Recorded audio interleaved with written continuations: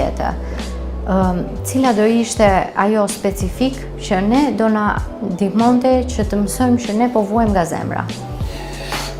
Shikoni si është problemi. Profilaksia ose kujdesi për zemrën, ashtu si dhe për të gjitha organet e tjera duhet bëhet edukat. Do me thënë, me kalimin e kohës, sigurisht ndoshta mosha e re paka shumë e anashkalon, por kur vjen rreth 30-40 vjeç njeriu duhet të ekzaminohet, duhet të bëjë analizat, duhet të shohë yndyrnat në gjak. Për arsye se yndyrnat në gjak, kolesteroli dhe trigliceridet, ato depozitohen në enët e gjakut edhe krijojnë pastaj mundësinë e bërjes së infarktit. Fakti është që ka mosha shumë të reja, me thënë të drejtën, 40 vjeç, 40 që bëjnë infarkt miokardi, bile edhe vdekjet papritur.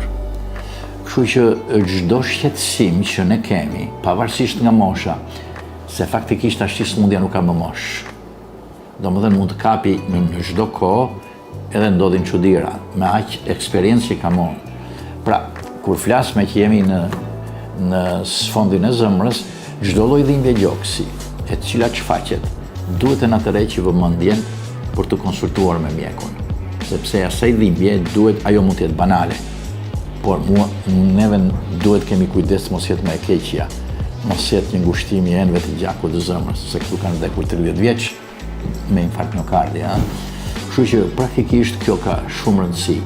Por kjo të parandalojmë flas në kushte normale, ne duhet jemi shumë të kujdesshëm që të bëjmë yndyrnat në gjak, të shohim sheqerin, diabetin, sepse diabeti sot në Shqipëri ka një rritje katastrofike, shumë të lartë, dhe diabeti është nëna e gjithë të këqijave, jo vetëm e zemrës, por është dhe e trurit, është dhe e syve, të verbon, të dëmton veshkën, të pret këmbën, sepse blokon enët e gjakut të këmbëve.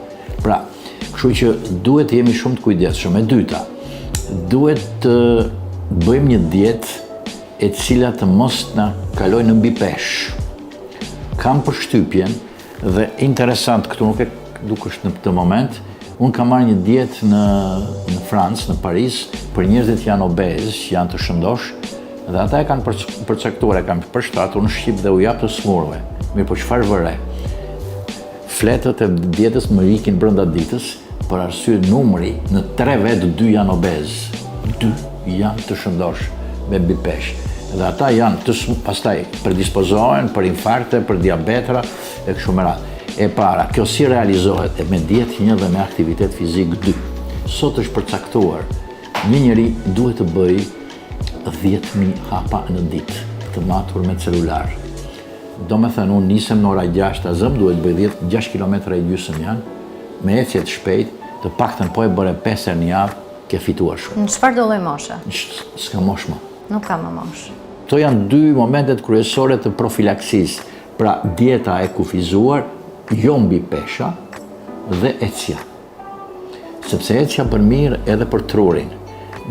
Ne jemi shumë të ngarkuar, kemi stres gjatë gjithë ditës për 1 milion arsye, kupton, por unë kam thënë shumë herë, po e them edhe sot, një shkencëtar i madh suedez ka thënë, stresi është kripa e jetës dhe puthja e vdekjes. Më bukur se kaq, zbesoj se ka përcaktim. Pse ka filluar sëmundjet e zemrës që të prekin dhe moshat e reja? Moshat e reja për arsye se këtu nuk ka absolutisht, moshat e reja s'kan asnjë regjim. Moshat e reja flen ora 2 të natës zënj. Moshat e reja përdorin alkool, për të mos thënë dhe tjetrën, drogën. Shumica e smurve që më vinë mua të rinj janë këta. Dhe këta janë të mbaruar. Si do bëj ai punë, si do bëj profesion ky njeri, kur ky është i lodhur që në mëngjes. A është kjo stil jete si në Shqipëri, kur flisni referojni vetëm Unë nuk jo, kjo është e prapur, nuk është sepse është vetëm në Shqipëri, kjo ndodh edhe po jo në këtë lloj shkalle, se këtu mungon edukacioni. Doktor, pse keni zgjedhur klinikën Intermedica që të ushtroni profesionin tuaj këtu në Shqipëri? Me thënë të drejtën, unë këtë e ushtroj këtu se pronarin e kësaj, doktor Vasollaj, unë e njoh prej shumë vjetësh, afër 40 vjet përpara ndoshta, dhe fillimisht kemi punuar bashk kur ai hapi një klinikë të ekokardiografisë diku aty te Tirana e Re nga viti 96, 95, 96, por pastaj ndodhen ato trazirat, patëm një shkëputje tjetër, më vonë pas se punova në një dy klinika tjetër, duke qenë atje, po bënja një punë të dytë private, sigurisht edhe për shkak të problemit të pagës e tjerë, dhe më vonë pastaj, ky hapi këtë laborator dhe më thot një ditë, Spiro, hajde këtë ku më thot se unë të krijoj të gjitha kushtet, të jap një dhomë e tjera. Po si do qoftë ambientin ma dha ai, ma dhuroi ai, edhe me atë jam marrë vesh gjithkohon, dhe kështu që kemi pasur marrëdhënie të mira dhe mua më dukun shumë e përshtatshme që të punoj këtu bashkë me të. Pra, ju vazhdoni në Shqipëri dhe jepni kontributin tuaj edhe në fushën e kardiologjisë. Pa diskutim. E ka ndihmuar zhvillimi i teknologjisë mjekësore, formimi profesional? Ky është një problem i veçantë që është faktor pozitiv, po njëkohësisht dhe shumë negativ. E ka ndihmuar shumë teknologjia, pa diskutim. Sot mjekësia sigurisht ka sfida të tjera, ka sfida shumë më të mëdha se ato që kemi patur dikur. Për arsye sepse diagnozat që vinin atëherë ishin diagnoza thjesht klinike. Do me thënë me ekzaminimin e të smurit, me një fjala vjen në kardiologji, bëj elektrokardiograma, merresh anamneza, por anamneza dhe pyetja e të smurit vazhdon dhe gjysmore. Dhe nuk bëhet më siç bëhet sot në shumë raste në 5 minuta.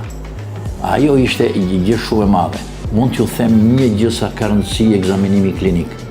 Një profesor në Paris i neurologjisë, pa bërë skaner, thoshte që trombi, vetëm nga ana klinike, është në filan arterie. Ta zëm në arterien cerebri media. Do më thënë, ekzaminimin klinik ipte aq të dhëna, sa që ti t'ishe të arrinje të kuptonje se ku ndodhesh dëmtimi. Problemi është që teknologjia pa diskutim që ka bërë revolucion, por duhet ta dish ta përdorësh, se ndryshe kthehet në të kundërtën e vet. Ku çalon sot mjekësia në Shqipëri?